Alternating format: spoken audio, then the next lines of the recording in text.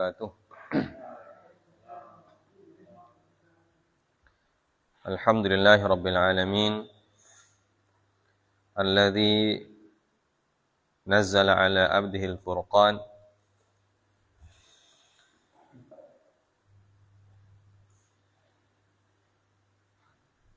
wa asyhadu an la ilaha illallah wahdahu la syarika lah wa asyhadu anna Muhammadan abduhu wa rasuluhu la nabiyya ba'dah. Allahumma salli wa sallim wa barik ala nabiyyina Muhammadin sallallahu alaihi wasallam wa ala alihi wa ashabihi wa man tabi'ahum bi ihsanin ila yaumiddin. Amma ba'du. Pertama-tama marilah kita memanjatkan puja dan puji syukur kehadirat Allah Subhanahu wa ta'ala, yang mana pada kesempatan kali ini kembali memberikan kepada kita nikmat-nikmat yang tak terhitung, sehingga kita bisa menjalankan aktivitas kita sebagai seorang hamba kepada Allah Subhanahu wa ta'ala, yaitu beribadah dengan melaksanakan sholat maghrib secara berjamaah, dan insyaallah nanti kita akan sholat isya juga secara berjamaah. Salawat dan salam tak lupa kita sampaikan kepada Nabi kita yang kita cintai, Nabiullah Muhammad sallallahu alaihi wasallam, serta para keluarga dan sahabat-sahabatnya yang diridhoi dan dicintai oleh Allah Subhanahu wa ta'ala, sebagai contoh bagi kita semua dalam menjalankan kehidupan kita di bumi Allah. Jamaah sekalian dimuliakan oleh Allah Subhanahu wa ta'ala, kita kembali melanjutkan pelajaran fikih kita. Pada kesempatan pekan lalu, kita sudah membahas tentang al-qisas fil latmah wad darbah was-sab. Selanjutnya, poin yang disebutkan dalam kitab ini adalah al-qisasu fi itlafil mal. Qisas pada masalah merusakkan harta. Merusak harta orang lain. Jadi bukan fisik kita yang dirusak, tapi harta kita. Apakah hal tersebut ada hukum qisasnya atau tidak? Nah, kalau fisik itu pertama, tingkat yang pertama apa? Menghilangkan nyawa, Kemudian yang kedua, mematahkan, mematahkan tulang sendi. Kemudian yang ketiga, melukai. Kemudian yang keempat, apa? Memukul, memukul, dan yang kelima menghina. Itu pembahasan qisas terhadap diri kita atau terhadap fisik seseorang. Jadi dilihat dari lima permasalahan. Nah, selanjutnya qisas yang tidak bersangkutan dengan fisik, tapi bersangkutan dengan kepemilikan. Al-itlaf fil mal. Disebutkan dalam kitab ini oleh penulis, beliau mengatakan, idza atlafa insanun mala ghairihi ka'an yaqta'a syajarahu aw yufsida zar'ahu aw yahdim darahu aw yahriq thawbahu fahallahu an yaqtassa minhu fayaf'alu bihi mithla ma fa'al aw fayuf'alu bihi mithla ma fa'al lil ulama'i fi dzalika ra'yan. Artinya apa?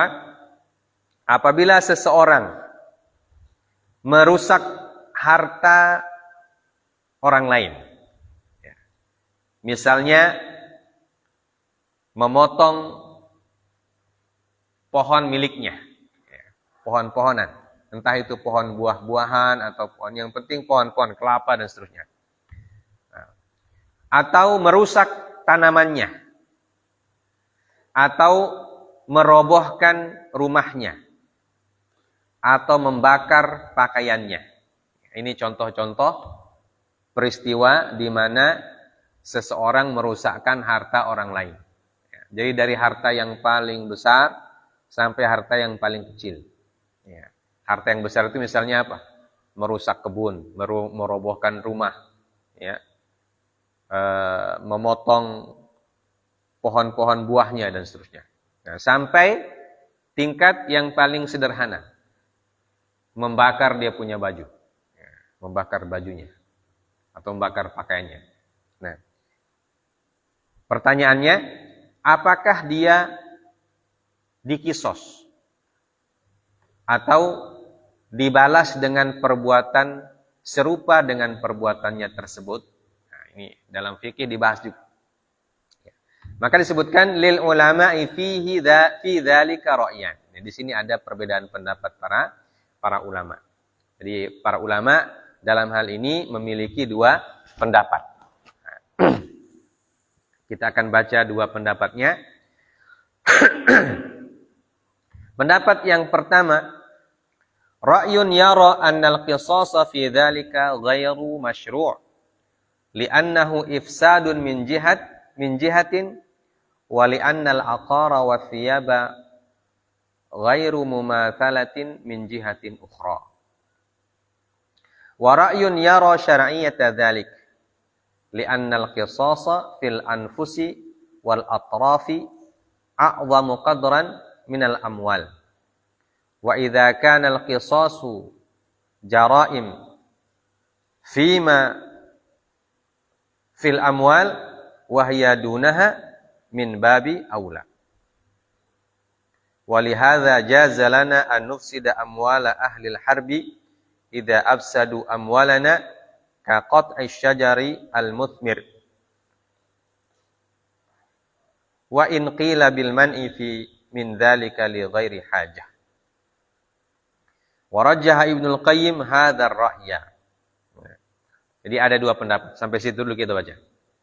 Pendapat pertama mengatakan bahwa pada masalah tersebut qisas tidak disyariatkan.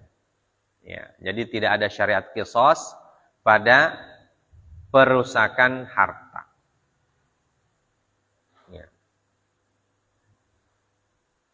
Karena li'annahu ifsadun min jihah wa li'annaha ghairu mumatsalah min jihatin ukhra. Jadi ada dua alasan yang digunakan oleh pendapat pertama, di mana mereka mengatakan bahwa qisas tidak disyariatkan. Pertama, li'annahu ifsad, karena itu masuk dalam hukum perusakan, dan perusakan itu hukumnya beda dengan qisas. Jadi tidak masuk dalam bab ini, tapi masuk dalam bab yang lain. Itu alasan pertama. Alasan yang kedua, karena asyab wal aqar ghairu mumathilah atau ghairu mumatsalah. Hal tersebut tidak bisa diseimbangkan, tidak bisa disamakan. Tidak bisa disamakan. Karena biasa orang punya pakaian itu berbeda-beda kualitasnya. Orang punya rumah juga beda-beda besarnya. Jadi kalau yang dia robohkan itu rumah yang 2 kamar misalnya, ukuran 36, sementara yang merobohkan itu rumahnya seperti istana. Jadi tidak seimbang. Ya. Karena kisos itu adalah hukum dasarnya keseimbangan. Jadi kalau tidak seimbang maka tidak bisa dikisos. Ya. Tidak tercapai tujuan kisosnya. Atau sebaliknya. Ya. Rumah yang dirobohkan itu gedung mewah, yang merobohkan DP rumah pitate. Jadi tidak seimbang. Nah, itu makanya mereka mengatakan bahwa dalam hal tersebut tidak bisa dikisos. Ya. Walaupun hukumannya tentu dalam bab lain yang tadi disebutkan itu, babul ifsad. Ya. Tetap ada hukumannya, tetapi bukan kisos maksudnya. Jadi ulama yang mengatakan tidak dikisos itu, tidak disyariatkan kisos, tidak berarti mereka tidak menghukum. Tapi tetap dihukum dengan hukuman yang berbeda. Tapi hukuman kisos tidak. Ya. Jadi hukuman kisos ini menurut mereka hanya terdapat pada masalah fisik itu saja. Ya, jadi hukuman kisos berkenaan dengan fisik yang kita sebutkan tadi 5 itu. Entah dia menghilangkan nyawa, mematahkan tulang, atau melukai, kemudian memukul, dan juga menghina fisik. Nah, ini pendapat yang pertama. Pendapat yang kedua, ini mereka mengatakan, yara syar'iyyata dzalik, bahwa hal tersebut disyariatkan. Artinya bisa saja hukuman kisos terhadap harta itu diberlakukan. Ya, hukuman kisos terhadap harta bisa diberlakukan. Ya. Kenapa? Alasan mereka, logikanya bahwa kisos dalam masalah jiwa dan dalam masalah fisik itu dari sisi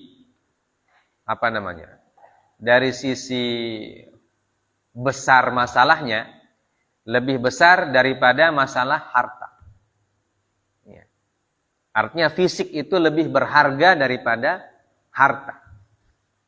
Ya. Nyawa, tentu saja demikian. Tidak ada guna punya rumah besar kalau nyawa hilang.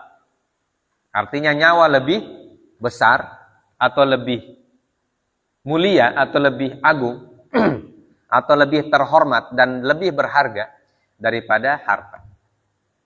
Nah, alasan mereka, kalau dalam masalah yang berharga itu saja boleh dikisos, apalagi yang di bawahnya. Ya. Ini logikanya begitu. Jadi rumah harganya lebih murah daripada nyawa.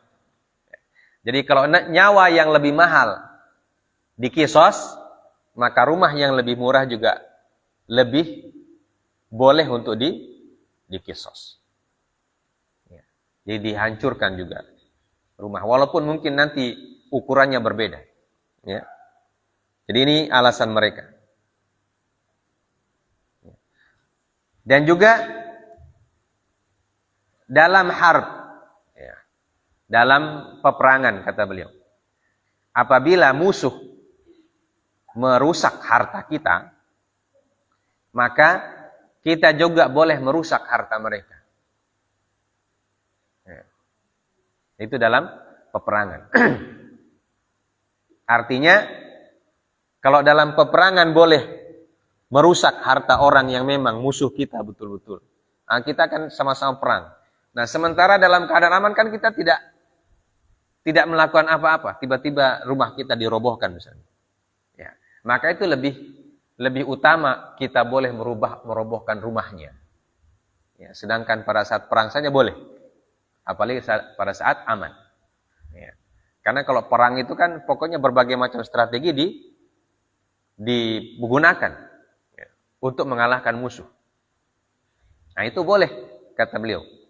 Nah, apalagi ketika saat aman, ya, kita tidak bikin apa-apa, tiba-tiba ada orang merobohkan rumah kita. Ya, maka lebih utama kita dibolehkan merobohkan rumahnya. Nah, ini pendapat yang kedua. Ya. Kemudian beliau mengatakan, dan pendapat yang kedua ini dirojihkan atau diunggulkan oleh Ibnul Qayyim. Ibnul Qayyim Al-Jauziyah rahimahullahu taala. Ya. Ibnul Qayyim mengatakan, itlaful mali fa in kana mimma lahu hurmah kal hayawani wal abidi falaysa lahu an yutlifa malahu kama atlafa malahu. Wa in lam takun lahu hurmah kathawb yashuqqahu wal ina yukassiruhu fal masyhuru annahu laisa lahu an yutlifa alaihi nadhira ma atlafa ballahu al qimah aw al mathal. Wal qiyasu yaqtadi anna lahu an yaf'ala binadhiri ma atlafahu alaihi kama fa'alahu al jani bihi fayashqa thawbahu kama syaqqa thawbahu wa yukassira asahu kama kassara asahu idza kana mutasawiyain wa hadha huwa al-'adl wa laysa ma'a man'ihi nassun wala qiyasun wala ijma' fa inna hadha laysa biharamin li haqqillah wa laysat hurmatul mali a'dham min hurmatin nufusi wal atraf fa idza makkanahu syari'u an yutlifa tarafahu bi tarafihi fatamkinuhu min itlafi malihi min muqabili malihi huwa aula wa ahra. Wa inna hikmatal qisasi min at-tashaffi wa darkil ghaidhi la tahsulu illa bidzalik. Ibnu Qayyim mengatakan, ya, merusak harta apabila harta tersebut punya harga yang mahal, ya, seperti hewan ternak atau hamba sahaya. Ini beliau menceritakan dua pendapat lain. Jadi dua pendapat yang tadi diulang oleh Ibnul Qayyim. Ya. Jadi penjelasannya mirip dengan yang tadi. Ya.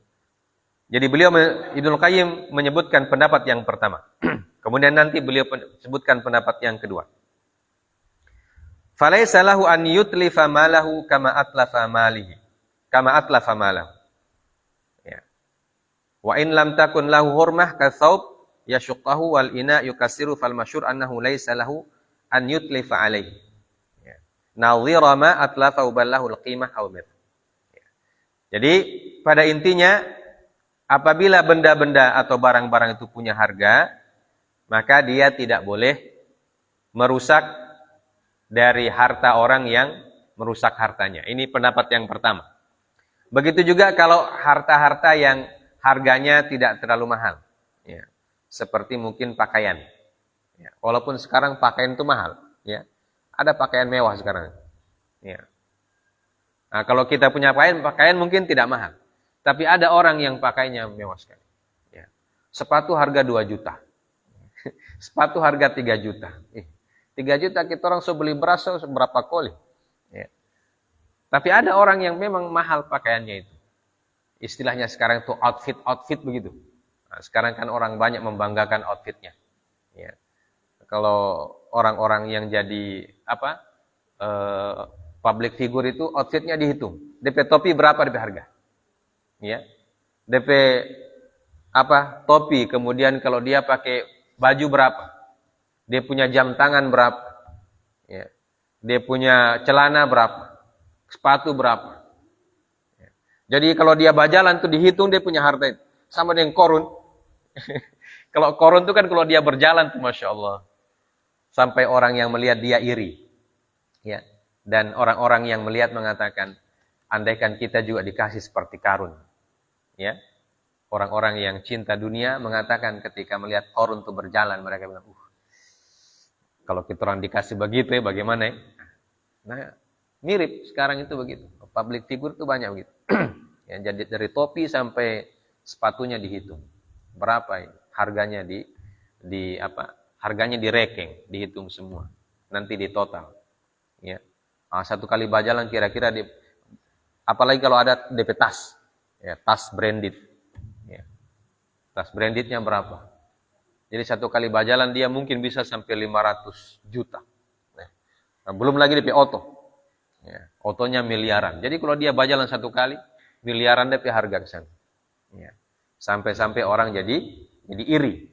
Ya, iri karena hal tersebut. Ya, mirip Qarun lah. Ya, Qarun itu orang bilang, "Ih, Qarun ini Masya Allah. Ya, andaikan kita dikasih seperti yang diberikan oleh Allah kepada Qarun." Ya, disebutkan dalam Al-Quran.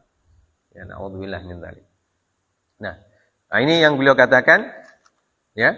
Jadi kalau barang-barang harta itu dalam pendapat pertama disebutkan oleh Ibnu Qayyim, maka tidak dikisos, akan tetapi alahu al-qimah awil mithil. Tapi hukumannya adalah ditebus seharga barang tersebut. Atau dia ganti dengan barang yang sama. Ya. Ditebus. Ya, bukan barang kita yang dihancurkan, tapi kita yang tebus dari barang. Ya, kalau kisos kan barang kita yang dihancurkan. Ya. Ya, misalnya kita kasih rusak mobil mewah orang dan kita punya mobil yang sederhana. Maka kalau kisos, mobil kita dihancurkan. Sudah selesai urusan. Ya. Nah, kalau kita kasih rusak mobil Alphard misalnya, kita orang punya Avanza. Nah, kita orang punya Avanza yang kasih rusak, selesai urusan. Ya. Itu kalau kisos. Tapi kalau pendapat pertama mengatakan tidak bisa begitu. Karena Avanza dengan Alphard tidak sama dengan harga. Ya. Jadi kalau kita kasih rusak Alphard, mobil kita Avanza dikasih rusak, tetap rugi dia. Belum selesai, belum adil dia punya DP perasaan belum adil. Ya. Makanya itu kata pendapat pertama ini tidak ada kisos dalam masalah harta. Ya. Tapi cara menghukumnya adalah menebus. Ya. Membayar harga yang hartanya itu, atau kita belikan harta yang sama dan harta yang kita rusak. Ya, kalau Alphard ya diganti dengan Alphard. Dengan seri dan tahun keluar yang sama. Ya kan bisa aja. Nah, itu kata pendapat yang pertama, begitu cara menghukumnya. Jadi bukan dengan kisos. Ya, karena kalau kisos nanti akan timpang, tidak seimbang. Ya, karena tidak semua orang yang punya harta sama. Ya, orang itu hartanya tidak ada yang ada yang tidak sama. Ya. Andaikan sama merek pun mungkin keluarannya berbeda. Ya, kalau mobil itu kan serinya berbeda, tahunnya berbeda, harganya berbeda juga. Ya. Avanza yang keluar sekarang tidak sama dengan Avanza yang keluar 10 tahun lalu, harganya beda. Ya. Jadi tetap tidak seimbang, walaupun satu merek, tapi harga beda. Makanya pendapat pertama kata Ibnu Qayyim itu mereka tidak menghukum dengan kisos, tapi menghukum dengan membayar harga barang yang dirusak, atau mengganti dengan barang yang persis sama dengan barang yang dirusak. Nah, ini pendapat yang pertama. Dan beliau mengatakan wal qiyasu yaqtadi annalahu an yaf'ala binadhiri ma atlafahu alaih kama fa'alahul jani bihi. Dan secara qiyas, artinya secara analogi yang logis dan yang masuk akal kata Ibnu Qayyim, bahwa dia boleh. Ya. Jadi ini pendapat yang kedua menurut beliau. Pendapat yang kedua adalah boleh saja dihukum dengan hukuman kisos. Artinya dia atau korban boleh merusak barang yang dimiliki oleh pelaku sebagaimana dia telah merusak barangnya. Ya. Ya, seperti kalau dia robek bajunya, maka dia balas robek dia punya baju. Ya. Atau kalau dia kasih patah tongkatnya, maka dia balas kasih patah di tongkat. Ini tongkat apa ini maksudnya? Tongkat yang mahal. Kalau tongkat cuma kayu apa?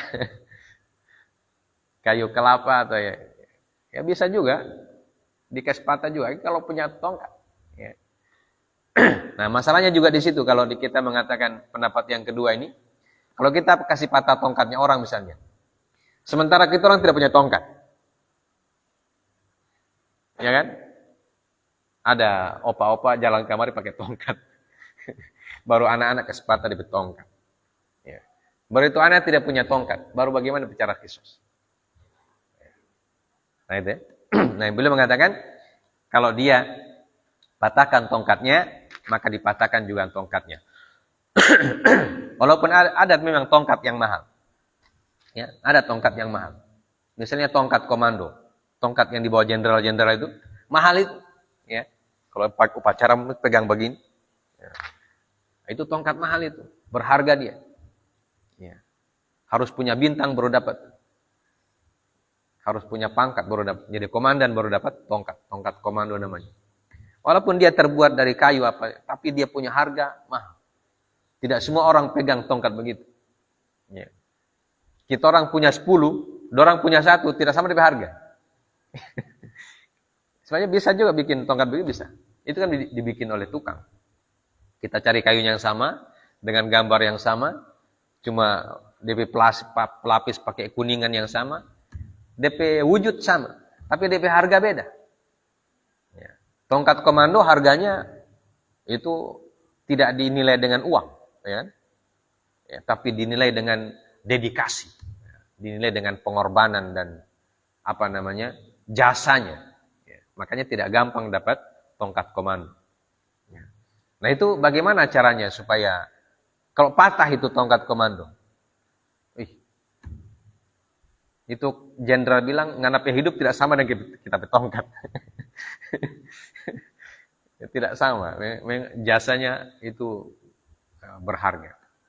Ya, makanya pendapat yang pertama itu mengatakan tidak mungkin sama kalau harta itu. Ya, ada nilai-nilai yang memang menurut setiap orang itu beda-beda. Ya. Idza kana mutasawiyain wa hadza huwal adl. Walaupun Ibnu Qayyim mengatakan bahwa apabila sama maka boleh saja dikisos karena ini adalah adil. Ya, keadilan itu harus sama. Dan beliau mengatakan tidak ada nas yang melarang kisos itu. Ya. Tidak ada nas yang melarang hukuman kisos dalam masalah harta. Tidak ada nas, tidak ada qiyas, dan tidak ada juga ijma. Ya, kata Ibnu Qayyim tidak ada ijma. Ya, makanya di sini disebutkan oleh para ulama adalah bagian dari hal-hal yang diikhtilafkan, ya, diperselisihkan oleh para ulama kita. Walaupun Ibnu Qayyim memilih bahwa boleh saja, ya, dihukum dengan hukuman kisos. Ya, perusakan harta dihukum dengan hukuman kisos. Ya. Fa inna hadza laisa biharamin li haqqillah. Ya. Dan ini tidak haram dalam syariat Allah. Wa laysat hurmatul mal a'dhamu min hurmatin nufus wal atraf. Itu alasannya sama dengan tadi. Karena apa? Karena kehormatan harta itu tidak sama dengan kehormatan nyawa. Ya, harga nyawa tidak sama dengan harga harta. Begitu juga harganya fisik tidak sama dengan harganya harta. Artinya fisik itu lebih mahal, lebih berharga. Maka kalau fisik dikisos, maka harta yang harganya lebih di bawah itu juga boleh dikisos. Karena apa? Fa idza makkana syari'an yutlifa tarafahu bi tarafihi fatamkinu min itlafi malihi fi muqabalati malihi huwa aula wa ahra. Ya. Jadi beliau mengatakan kalau Allah Subhanahu wa taala membolehkan orang mengkisos fisik, maka mengkisos harta tentu lebih boleh, ya, karena harganya di bawah. Ya. Jadi walaupun kita bilang tadi tongkat komando itu mahal, tapi nyawa orang lebih mahal daripada tongkat komando. Ya. Maka tongkat komando boleh dikisos. Ya, ini pendapat Ibnu Qayyim rahimahullah. Dan juga kata beliau bahwa kisos itu disyariatkan untuk apa? Untuk membuat hati orang yang jadi korban itu menjadi lega. Ya. Atau dia merasa diperlakukan sama di mata hukum. Ya. Maka ketika harta orang yang menjadi pelaku itu dirusak juga, maka itu membuat korbannya itu juga merasa seimbang. Ya, bahasa kita impas. Ya. Jadi ada rasa impas di situ. Nah, kata Ibnu Qayyim, qisas itu disyariatkan untuk apa? Untuk ada rasa impas. Ya, rasa seimbang dalam masalah itu. Wali'annahu qad yakunu lahu ghardun fi adahu wa itlafi thiyabihi wa yu'tihi qimataha. Wa la yashqu dzalika alaihi likathrati malihi. Fayashfi nafsahu minhu bidzalik wa yabqa al-majni alaihi bighabnihi wa ghaidhihi. Fa kaifa yaqa i'ta'uhu al-qimah min shifa'i ghaidhihi wa darki tha'rihi wa bardi qalbihi wa idzaqatil jani minal adna ma dzaqahu huwa. Ya. Dan juga alasan yang lain kata Ibnu Qayyim, kenapa qisas itu disyariatkan? Karena kalau kita menghukum dengan membayar, ya, ada orang yang merasa kalau dia bayar tidak masalah bagi dia. Ya. Tidak masalah bagi dia membayar harga barang yang dirusak itu. Kenapa? Karena mungkin hartanya banyak. Ya. Kalau dia keluarkan harga yang dia rusak, dia merasa tidak rugi apa-apa. Ya. Dan itu membuat dia tidak jera, tidak kapok. Ya. Dan hukum itu kan untuk membuat orang kapok. Ya. Membuat orang kapok supaya tidak melakukan yang kedua kali. Ya. Makanya, misalnya kalau baju kita dirobek, harga baju kita mungkin 100.000. Ya. Bagi yang merobek itu 100.000 uang kecil, tidak ada harganya.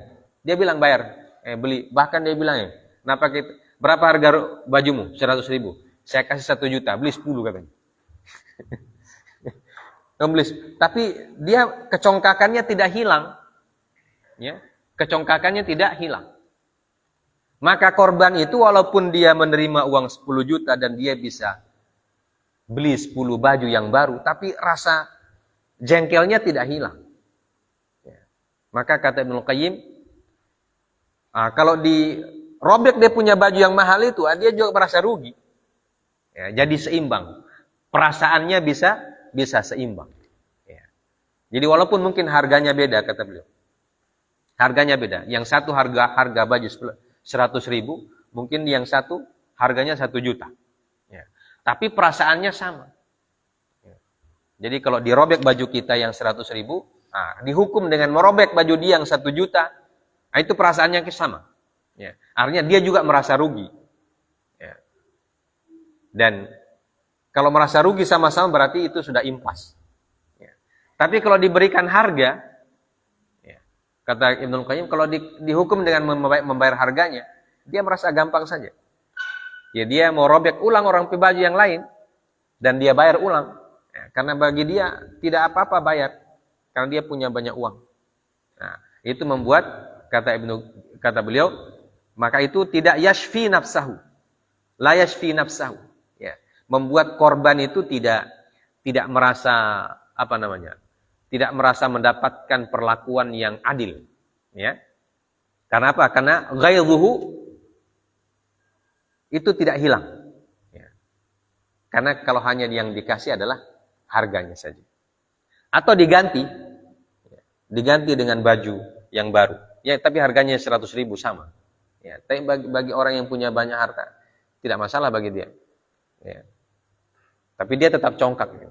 Maka kecongkakan itu yang harus diruntuhkan. Bagaimana cara meruntuhkan kecongkakannya? Nah, dia punya baju, kaos yang dia pakai itu dirobek juga supaya kecongkakannya runtuh. Ya. Dan dia bisa merasakan penderitaan orang lain. Nah, itu kata Ibnu Qayyim, disitulah kenapa qisas itu disyariatkan. Supaya orang yang melakukan itu bisa juga merasakan penderitaan dari korban yang dia buat menderita itu. Nah, kalau fisik saja bisa, maka harta juga bisa, kata beliau. Kalau orang kasih patah tangan, itu kan korbannya tentu sakit. Nah, dikasih patah juga tangannya, supaya dia rasa juga itu sakitnya sama. Nah, begitu juga harta. Kalau dia robek bajunya, dan kalau kita yang punya baju 100.000, merasa kan dizalimi sekali kita. Nah, supaya dia rasakan juga kita punya penderitaan, kata sebagian ulama, dirobek juga dia punya baju yang mahal itu. Ya, supaya dia merasa juga bagaimana penderitaannya orang yang dirobek bajunya. Ya. Dan begitulah yang contoh-contoh yang lain. Ya. Maka beliau mengatakan, fa hikmatu hadhihi syariah al-kamilah al-bahirah wa qiyasuha ma'an ya'ba dzalika. Ya. Wa qaulu ta'ala fa'tadu 'alaihi bimithli ma tada 'alaikum. Wa qaulu ta'ala wa jazaa'u sayyi'atin sayyi'atun mithluha. Wa qaulu ta'ala wa in aqabtum fa'aqibu bimithli ma uqibtum bih. Yaqtadi jawazu dzalik. Jadi pendapat yang kedua ini kata Ibnu Qayyim didukung oleh ayat Allah Azza wa Jalla. Pertama didukung oleh logika tentang kesamaan perlakuan terhadap dan di depan mata hukum. Ya. Istilah sekarang itu apa? Apa istilah sekarang itu? Istilahnya persamaan di mata hukum. Nah, kemudian secara syariat kata Ibnu Qayyim didukung oleh ayat-ayat Al-Quran. Pertama firman Allah, fa'tadu 'alaihi bimithli ma tada 'alaikum.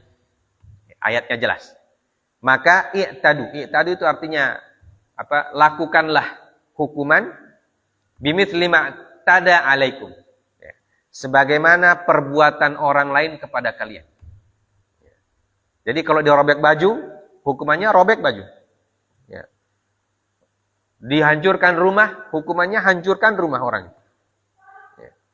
Karena sama-sama rumah, walaupun mungkin harganya secara rupiah beda. Tapi harganya bagi kita mahal sekali. Kalau kita punya rumah 3x6, bagi kita itu sudah setengah mati kita mendapat itu rumah itu. Kita sudah menabung bertahun-tahun baru kita dapat rumah tipe 3x6. Ya. Sementara orang kaya DP rumah mewah, hartanya banyak. Tapi kalau disuruh kalau dihukum dia dengan mengganti rumah kita, bagi dia tidak seberapa. Bagi dia tidak seberapa. Bagi kita rumah 36 itu sudah seperti istana. Ya. Makanya kalau dia ganti dengan harga, atau dia buatkan rumah baru, cepat saja dia selesaikan itu masalah. Ya. Tapi dia tidak merasakan kita orang perasaan yang sudah sekian tahun banting tulang, ya. Kepala jadi kaki, kaki jadi kepala untuk dapat rumah seperti itu, dia tidak rasakan. Maka kata Ibnu Qayyim, supaya dia merasakan juga penderitaan kita, dibongkar juga DP rumah yang mewah itu, supaya dia rasa sama-sama kita orang. Nanti dia bilang, saya ini berusaha supaya dapat begini sekian lama. Jawabannya sama, kita juga sama. Ya. Kita juga berusaha lama ini supaya dapat rumah 36 ini. Walaupun mungkin harganya beda. Jadi perasaan itu yang harus diseimbangkan kata Ibnu Qayyim. Maka dalam ayat fa'tadu 'alaihi bimithli ma tada 'alaikum. Maka hukumlah sebagaimana perbuatan kalian perbuatan mereka terhadap kalian. Ayat yang kedua kata beliau firman Allah Azza wa Jalla wa jazaa'u sayyi'atin sayyi'atu mithluha. Ya. Dan balasan suatu perbuatan buruk adalah perbuatan buruk yang semisal dengannya. Ya. Jadi yang harus semisal. Jadi kalau baju robek baju, itu semisal dia. Ya. Dari sisi rupiah memang beda, tapi dari sisi rasa baru dapat rasa. Ya, seperti yang tadi disebutkan. Dalam ayat yang lain, wa in aqabtum fa'aqibu bimithli ma uqibtum bi. Kalau kalian menghukum, ya, maka hukumlah sebagaimana hukuman yang ditetapkan kepada kalian. Ya. Jadi ini 3 ayat yang disebutkan oleh para ulama mazhab yang kedua atau pendapat yang kedua yang menguatkan pendapat mereka bahwa kisos dalam masalah harta juga boleh berlaku. Ya, boleh berlaku. Nah kalau sekarang istilahnya itu ada hukuman baru pemiskinan. Orang yang korupsi dimiskinkan. Dimiskinkan dia. Karena kalau disuruh ganti atau disuruh dihukum dengan hukuman penjara, dia santai saja. Ya, kan itu yang terjadi. Korupsi sekian miliar, penjara 5 tahun. Begitu keluar penjara masih kaya dia. Ya. Maka kata Ibnu Qayyim, Sistem hukum ini boleh diterapkan. Supaya apa? Supaya dia merasa bagaimana penderitaannya orang yang diambil hartanya itu. Ya. Karena kalau cuma dihukum penjara 5 tahun, itu pun nanti ada, kalau di negara kita ada pemotongan hukuman. Ya. Karena berkelakuan baik, dipotong masa tahanan, dan seterusnya, dan seterusnya. Akhirnya nanti dia divonis 5 tahun, dia jalankan penjara 3 tahun saja. Habis itu keluar, masih kaya dia. Bahkan mencalon lagi jadi. Bisa ikut mencalonkan diri lagi. Karena masih banyak DP modal. Ya, masih banyak modalnya. Ya. Tapi kalau kata Ibnul Qayyim, menurut Ibnul Qayyim, pendapat yang kedua ini, maka orang yang melakukan kejahatan itu, kalau dihukum dan hukuman qisas dalam syariat, dia tidak berani lagi bikin apa-apa. Ya. Tidak lagi berani mengulangi perbuatannya. Dan dia akan merasa menderita juga. Nah, hukuman itu harus membuat orang merasa menderita sebagaimana korbannya menderita. Ya. Apalagi dalam ayat disebutkan demikian. Yaqtadi jawaza dzalika. Dan ayat-ayat ini, kata beliau, itu menunjukkan bahwa boleh hukuman itu diterapkan. Ya.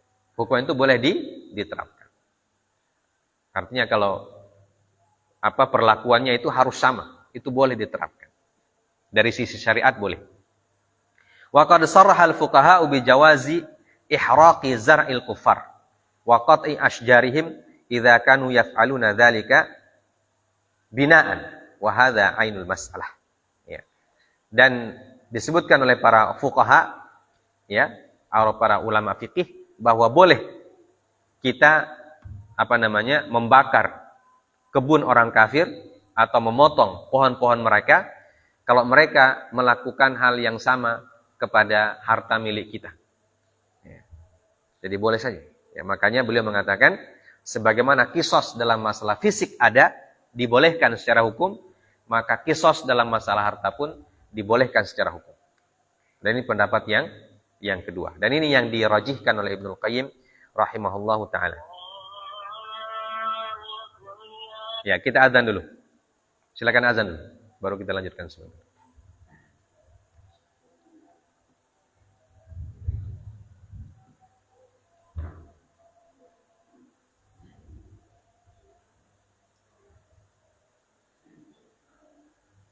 Allahu Akbar, Allahu Akbar.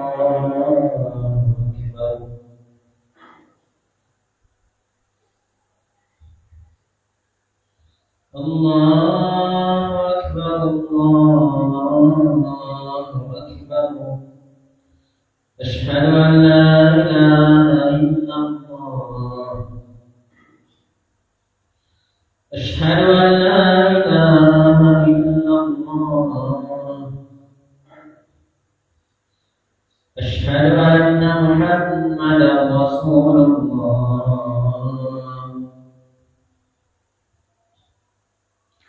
أشهد أن محمدا رسول الله. حي على الصلاة. حي على الصلاة.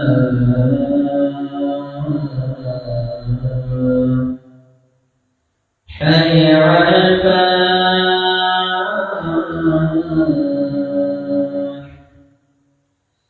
حي على الفلاح.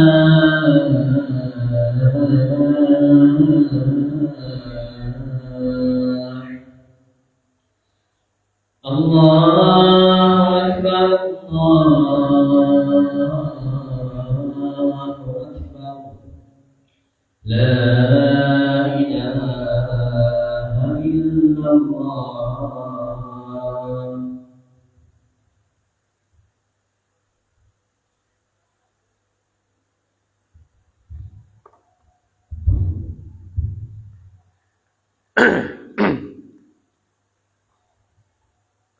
Bismillahirrahmanirrahim. Ya, kita lanjut dikit ya sebelum kita komat. Wa qad aqara Allah Subhanahu wa ta'ala as-sahabata ala qat'i nakhril yahud lima fihi min khizyihim. Wa hadha yadullu ala annahu subhanahu yuhibbu khizyal janidh zalim wa yashra'uhu. Ya. Wa idza jaza tahriqu mata'il ghal li kaunihi ta'adda 'alal muslimin fi khiyanatihim fi syai'in min al-ghanimah fali an yuhraqa maluhu idza harraqa mal al-muslim al-ma'sum awla wa ahra. Wa idza syuri'at al-uqubatul maliyatu fi haqqillah alladhi musamahatuhu bihi akthar min istifaihi fali an tushra'a fi haqqil 'abdi syahih awla wa ahra. Ya. Dan logika selanjutnya kata beliau, bahwa Allah Subhanahu wa taala aqarra as-sahabah. Aqarra itu artinya membolehkan, mentakrir, ya. Para sahabat ketika memotong kurmanya orang-orang Yahudi. Ya. Karena dengan memotong kurma-kurma mereka itu membuat mereka merasa rugi. Ya. Karena mereka juga memotong kurmanya kaum muslimin. Ya. Karena itu menunjukkan bahwa Allah Subhanahu wa taala membolehkan orang zalim itu dihinakan. Orang zalim itu harus dihukum dengan hukuman yang membuat dia merasa terhina. Kemudian logika selanjutnya, ya, apabila membakar harta orang yang ghal, ya, orang yang mengkhianati kaum muslimin dalam masalah ghanimah. Ya. Al-ghal itu orang yang mencuri ghanimah, harta rampasan perang. Ya. Jadi harta rampasan perang dalam perang itu tidak boleh dibagikan sebelum ada keputusan dari panglima perang. Tapi ada kejadian, ada peristiwa di mana sebelum harta rampasan perang itu dibagi, ada yang ambil duluan. Ya. Ada yang ambil duluan. Maka itu kata para ulama, harta orang tersebut boleh dirusak. Ya, harta orang yang mengambil barang ghanimah duluan itu dia bisa dirusak. Ya. Fali an yuhraqa maluhu idza haraqa mal muslim al-ma'sum aula wa akhra. Ya, jadi kalau dia mengambil harta kaum muslimin yang memang harta dia itu yang maksum, yang diakui oleh syariat, nah itu tentu lebih boleh untuk dirusakkan juga hartanya. Ya. Kemudian logika yang selanjutnya, apabila disyariatkan al-uqubah al-maliyah fi haqqillah, ya, disyariatkannya hukuman harta dalam hak Allah Azza wa Jalla. Ya. Contohnya apa? Merusak hak Allah. Bersumpah. Ya, sumpah itu kan ada diatnya, ya kan? Orang yang bersumpah itu kemudian melanggar sumpahnya, berarti dia melanggar hak Allah Subhanahu wa taala. Maka dia dihukum dengan membayar harta benda, ya, atau membayar diat. Nah, itu kata beliau bahwa Allah saja yang maha memaafkan, ya, yang anugerahnya dan hartanya lebih banyak. Ya. Itu ketika menghukum hambanya yang melanggar haknya, dia hukum dengan hartanya. Ya. Maka tentu seorang hamba yang punya yang kekayaannya tidak sama dengan Allah Azza wa Jalla. Ya. Juga pintu maafnya tidak sebesar pintu maafnya Allah. Ya, kalau manusia itu kan pintu maafnya kecil. Ya. Bahkan ada yang mengatakan, saya maafkan kamu, tapi tetap dihukum. Nah, berarti dia tidak maafkan. Ya, kalau sekarang itu kan begitu sekarang, banyak itu. Kalau orang menzalimi orang lain, ya kalau ditanya, dia bilang, kalau dia minta maaf, saya sudah maafkan. Tapi dia harus tetap dihukum. Berarti dia belum kasih pintu maaf. Ya. Memaafkan cuma di mulut saja itu, berarti hatinya belum ikhlas. Hatinya belum rela. Karena yang namanya memaafkan itu ya sudah selesai begitu saja. Ya, makanya dalam istilah Al-Qur'an itu ada kata afu, ada kata safhu. As-safhu dan al-afu. Ya.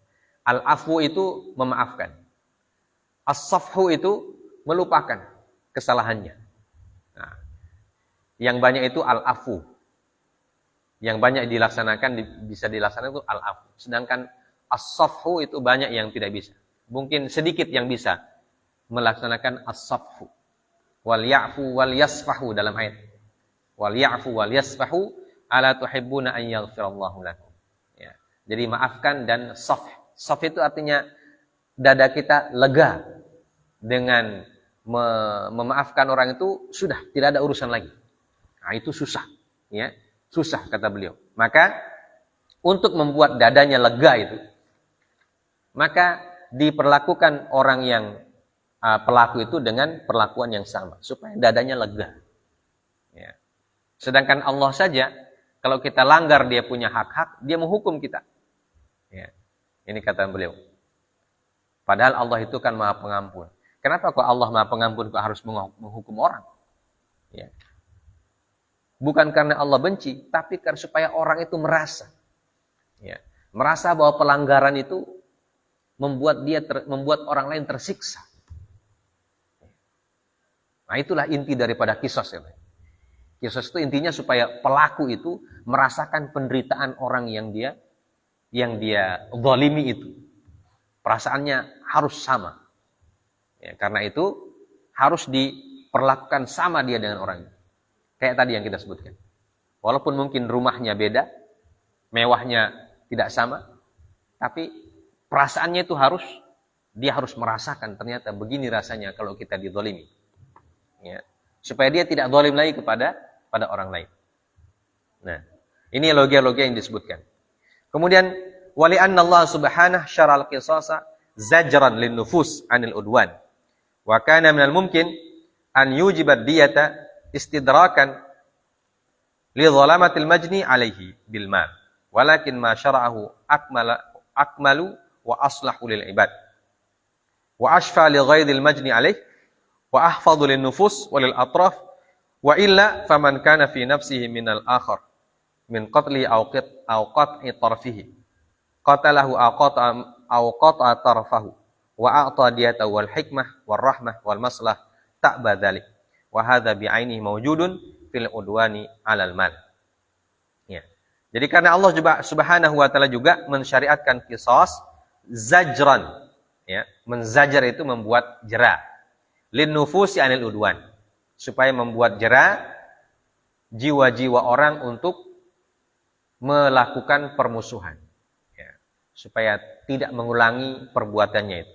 Membuat dia merasa kapok. Itu intinya. Ya. Sebenarnya Allah Subhanahu wa taala boleh saja menghukum dengan hukuman diyat. Ya. Misalnya Allah membuat syariat orang menghilangkan nyawa orang. Hukumannya tidak usah kisos, diyat saja. Itu secara hukum Allah bisa lakukan, bisa. Tapi Allah tidak lakukan itu. Kenapa? Karena itu tadi. Supaya pelakunya itu merasa kapok. Ya. Makanya disyariatkan kisos. Ya. Kalau hanya dengan bayar begitu saja, itu gampang. Ya. Apalagi sekarang. Ya. Sekarang kan masa di zaman sekarang ini semua dibayar. Ya. Semua perbuatan bisa dibayar. Ya, kalau sudah seperti itu, makanya terjadi sekarang banyak sekali kekacauan. Ya.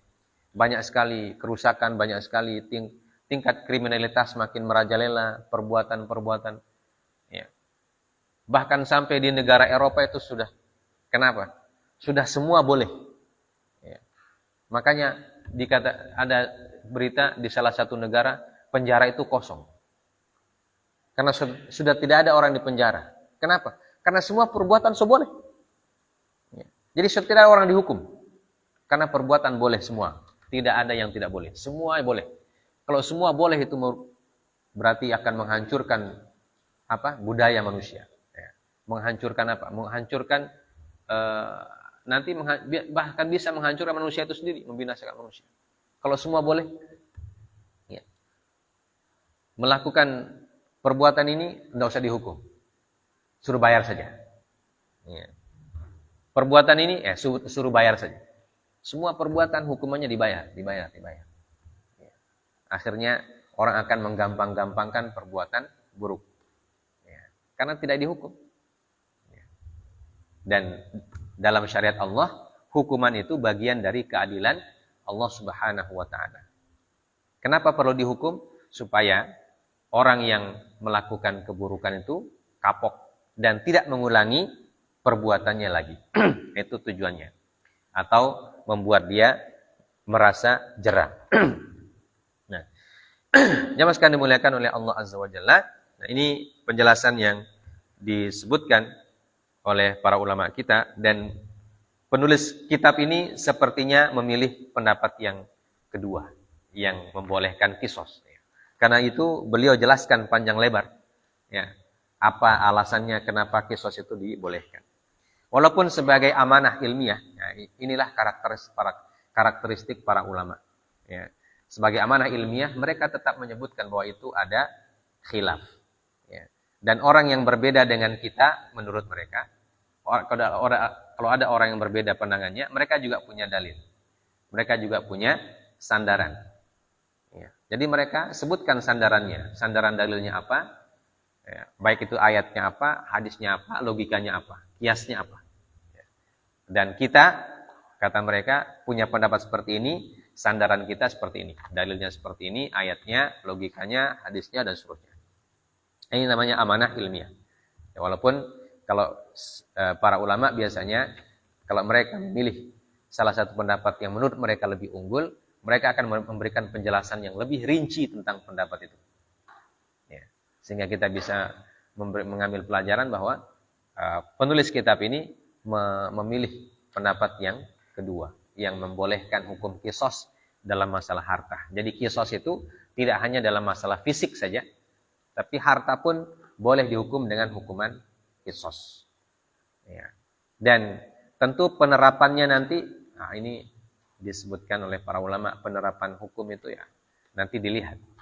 Maka disinilah apa yang disebut dengan istilah apa, ungkapan para ulama itu adalah khilaful ulama rahmah.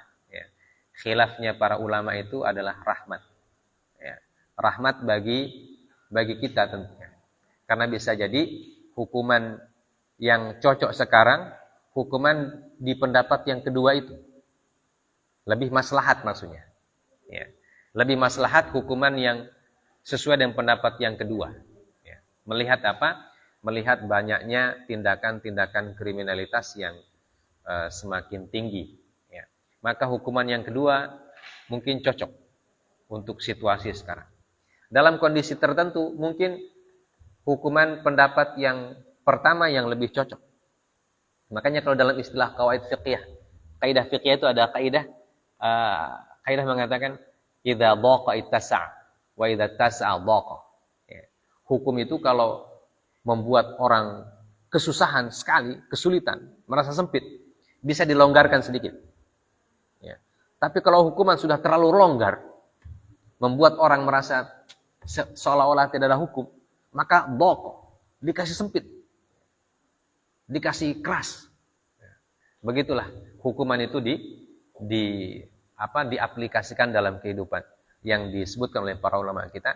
Jadi hukuman dari masa ke masa itu dalam sejarah Islam kadang beda-beda. Ya. Ya, contohnya pada masa Umar bin Khattab. Ya, pada masa Umar bin Khattab, orang yang minum minuman keras itu dicambuk sebanyak 80 kali. Ya. Dalam masa Abu Bakar As-Siddiq dan pada masa Rasulullah SAW, cambukannya 40 kali. Jadi hukuman itu bisa berubah sesuai dengan kondisi dan zaman. Ya. Maka Abu Bakar mengikuti Rasulullah. Ada orang mabuk, itu dicambuk 40 kali. Nah kalau orang sekarang tidak dicambuk orang mabuk. Ya. Andai kan dicambuk mungkin sudah ada orang mabuk. Ya. Nah, Umar bin Khattab dia kasih lipat 2 DP hukuman. Kalau beliau lihat dan ada laporan orang mabuk, minum minuman khamar, beliau hukum dengan cambuk 80 kali. Dia kasih naik 2 kali lipat. Pada masa Utsman bin Affan radhiyallahu taala anhu, dia kasih kembali lagi menjadi 40. Ya. Jadi itu gambaran bagaimana penerapan hukum dalam sejarah Islam. Ya. Jadi ada hukuman-hukuman yang dikhilafkan oleh para ulama ya. Yang dikhilafkan oleh para ulama itu biasanya diterapkan sesuai dengan kondisi zaman. Kalau yang disepakati itu tidak bisa berubah. Ya. Jadi makanya hukum dalam Islam itu ada yang disepakati, itu tidak bisa berubah. Dan ada yang kalau dikhilafkan, itu bisa saja nanti berubah sesuai dengan kondisinya. Ya. Sama dengan contohnya itu tadi. Penghukuman orang yang minum khamar. Dalam masa Rasulullah, masa Abu Bakar, dicambuk 40 kali. Masa Umar, dicambuk 80. Ya. Kemudian masa Utsman, dicambuk 40 lagi. Kenapa bisa berubah? Karena melihat kondisinya. Ya, Umar bin Khattab, dia punya pertimbangan. Ya, kalau dicambuk 40, mereka tidak merasa jerah.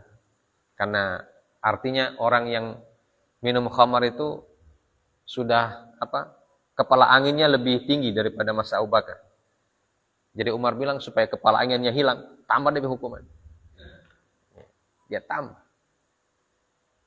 Begitu. Nah, kalau pada masa Utsman dia lihat beda lagi. Maslahatnya beda lagi. Karena itu dia kasih turun ulang. Jadi kemaslahatannya itu dalam masalah-masalah hukuman yang dikhilafkan oleh para ulama atau dipertentangkan. Tapi kalau hukuman yang sepakat, itu tentu tidak bisa dirubah. Ya. Seperti orang zina, hukumannya rajam, hukumannya itu tidak bisa dirubah. Begitu juga kisos. Kisos dalam masalah nyawa tidak bisa dirubah. Nah, kisos dalam masalah harta, ini yang diperselisihkan. Apakah boleh atau tidak. Ya.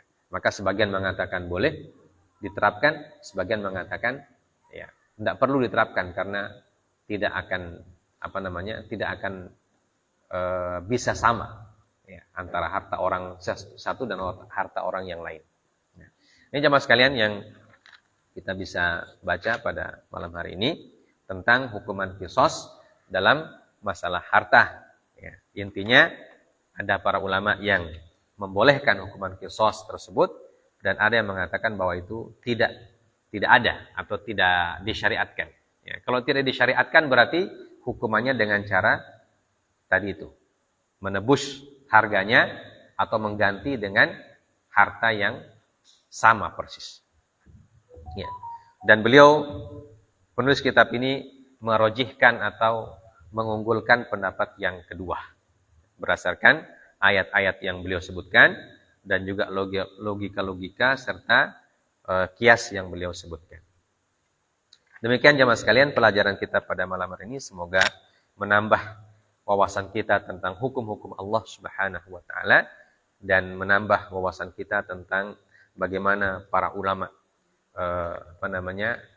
berijtihad ya, dalam merumuskan hukum-hukum dalam Islam dan bagaimana susahnya itu merumuskan hukum dalam Islam ya. Apalagi hukum-hukum yang pada masa Rasulullah SAW memang belum pernah terjadi ya. Belum pernah terjadi. Itu merumuskannya itu memang butuh ilmu yang mendalam. Dan sekaligus kita mengambil pelajaran betapa pentingnya ilmu. Ya, betapa pentingnya ilmu, terutama ilmu tentang syariat kita, syariat Islam. Karena kalau tidak bisa kita akses ilmu itu, kita tidak bisa memberikan keputusan yang pas. Ya.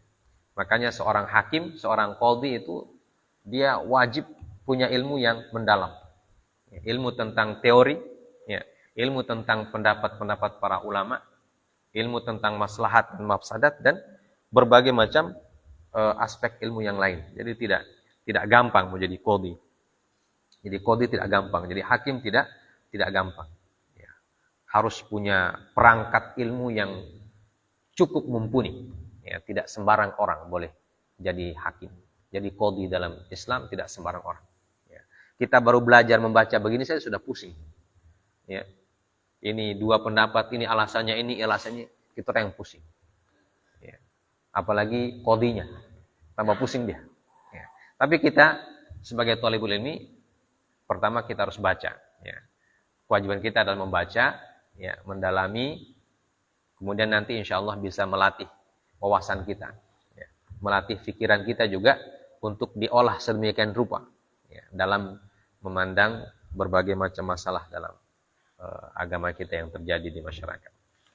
Saya kira itu saja jamaah sekalian dimuliakan oleh Allah apa yang bisa kita sampaikan.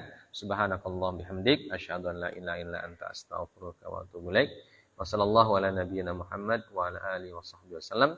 Wa akhiru da'wana alhamdulillahirabbil alamin. Wassalamualaikum warahmatullahi wabarakatuh.